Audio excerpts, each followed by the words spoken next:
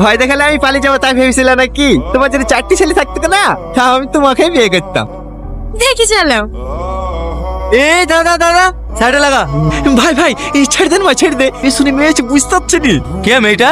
এই আর আগে বলছো না সেই মেয়েটাই। তোকে বাড়ি কি সব বলবো। ছেড়ে দে না ভাই, ছেড়ে দে। এ মেয়ে, নাম কি তোমার?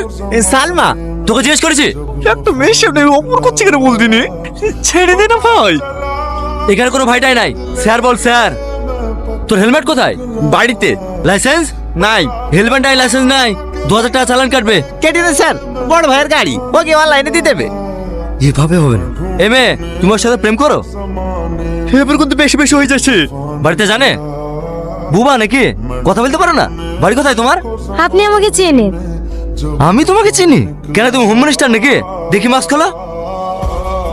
ম্যাডাম এটা কে? আরে অমানুষ, এটা আমাদের ওসি। গতকালকে অপারেশন করার ডেট ছিল, আজকের মধ্যে টাকা জমা না দিতে পারলে পাকে আর বাঁচাতে পারবো না। আমার টাকাটার কোনো খোঁজ পেলেন? আপনি বসেন, আমি দেখছি। হ্যালো রাশিদ, তোর মা মারা গেছে।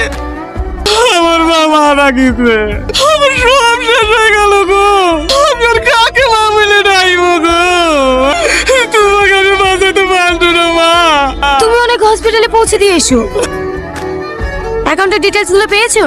না ম্যাডাম, আমি ব্যাংক ম্যানেজারকে ফোন করেছিলাম, আধা ঘন্টার মধ্যে পাঠিয়ে দেবে।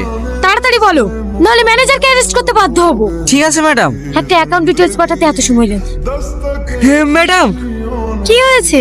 এ দেখেন ম্যাডাম, রাশিদ শেখের অ্যাকাউন্ট থেকে যে অ্যাকাউন্টে টাকাটা ট্রান্সফার হয়েছে সে অ্যাকাউন্টে গত 3 মাসের স্টেটমেন্ট।